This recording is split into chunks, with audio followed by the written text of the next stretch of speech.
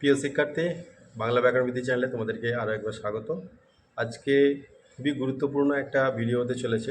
বিশেষ করে যারা চাকরি প্রার্থী 11-12-এর যারা চাকরি প্রার্থী তাদের জন্য এই ভিডিওটা খুবই গুরুত্বপূর্ণ, মন দিয়ে দেখো।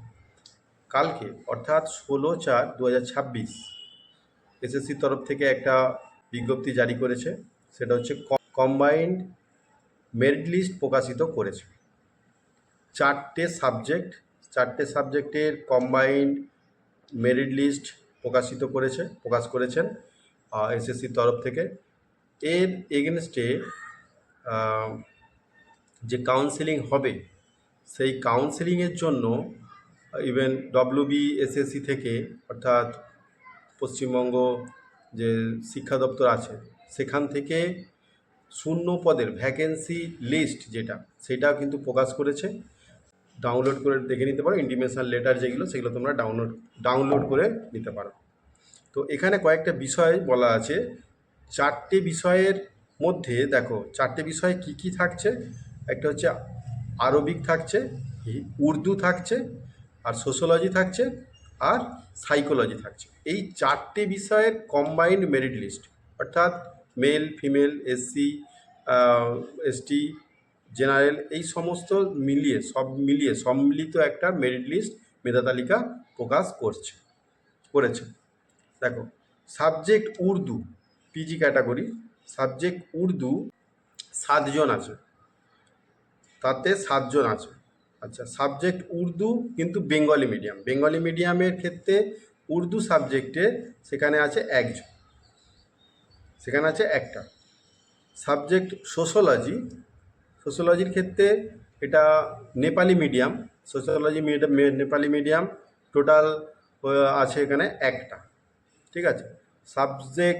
সাবজেক্ট সোশ্যোলজি মিডিয়াম হিন্দি মিডিয়ামে সোশ্যোলজিতে আছে 3টে। সাবজেক্ট সোশ্যোলজি বাংলা মিডিয়ামের আছে 54টা। ঠিক আছে। এইবারে দেখো, সাবজেক্ট সাইকোলজি বাংলা মিডিয়ামের ক্ষেত্রে আছে 10টা, আর হিন্দি মিডিয়ামের ক্ষেত্রে আছে একটা। আর সাবজেক্ট অ্যারোবিক, সেখানে আছে বাংলা মিডিয়ামের আরবিক সেখানে আছে 28টা। তো সব মিলিয়ে তোমাদের এই হচ্ছে মেরিট লিস্ট প্রকাশিত হয়েছে। সবার লিস্টে নাম টাম সব কিছু দেয়া আছে, মার্কস দেয়া আছে। তোমরা ওই এসএসসির যে ওয়েবসাইট, সেখানে গিয়ে তোমরা দেখতে পারো। আমি কিভাবে দেখতে হয় সেটা জানিয়েছি। প্রথমে ওল্ড ওয়েবসাইটে যাবে, westbengalssc.com, ওখানে গিয়ে ওল্ড ওয়েবসাইটে গিয়ে ওখানে দেখবে নোটিশটা সামনেই আছে। তো এখানে ফার্স্ট ফেজের পার্ট 3 যে কাউন্সিলিং, সেই কাউন্সিলিংয়ের ডেট হচ্ছে 20/4/2026। ফার্স্ট ফেজের 3 নম্বর পার্টের যে কাউন্সিলিং, সেটা হচ্ছে 20 তারিখে হবে।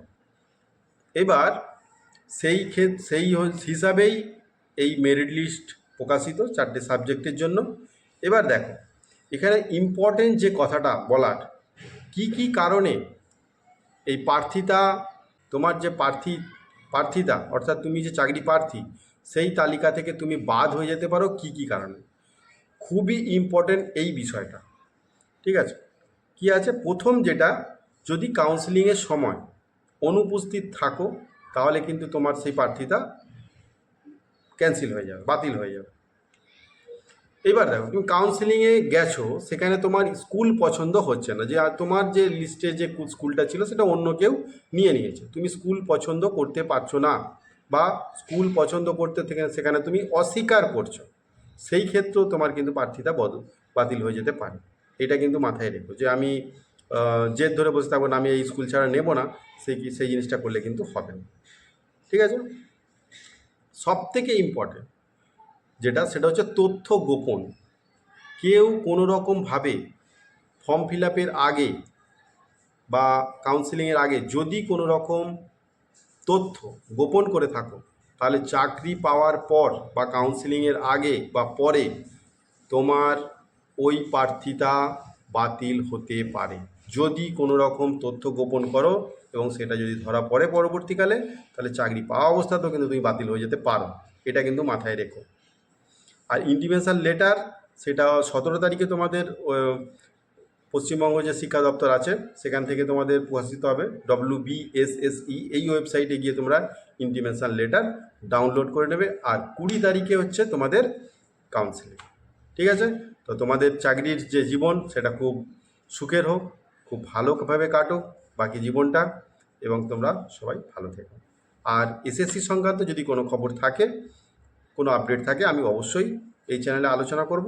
আর সবশেষে বলবো, এখন সামার সিজন চলছে এবং বাচ্চাদের ক্ষেত্রেও বেশ কিছু পড়াশোনায় মনোযোগী করার জন্য বা মনোযোগী করতে বা আকর্ষণীয় করে তুলতে তাদের পড়ার ক্ষেত্রে কিছু অনলাইনে তোমাদের স্টাডি মেটেরিয়ালস পাওয়া যায়, যেমন বিভিন্ন ধরনের বুকস, স্টাডি টেবিল, তো আরও অনেক রকম আছে, গ্যাজেট, ইলেকট্রিক গ্যাজেট, এই সমস্তগুলো এবং সামার কিটস যা কিছু আছে সেইগুলো তোমরা কিন্তু অনলাইনে খুব সহজেই পেয়ে যাবে।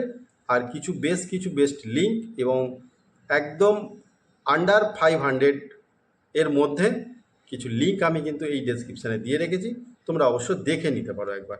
ঠিক আছে, চলো আজকের ভিডিওটা এই পর্যন্তই। থ্যাংক ইউ, ভালো থেকো।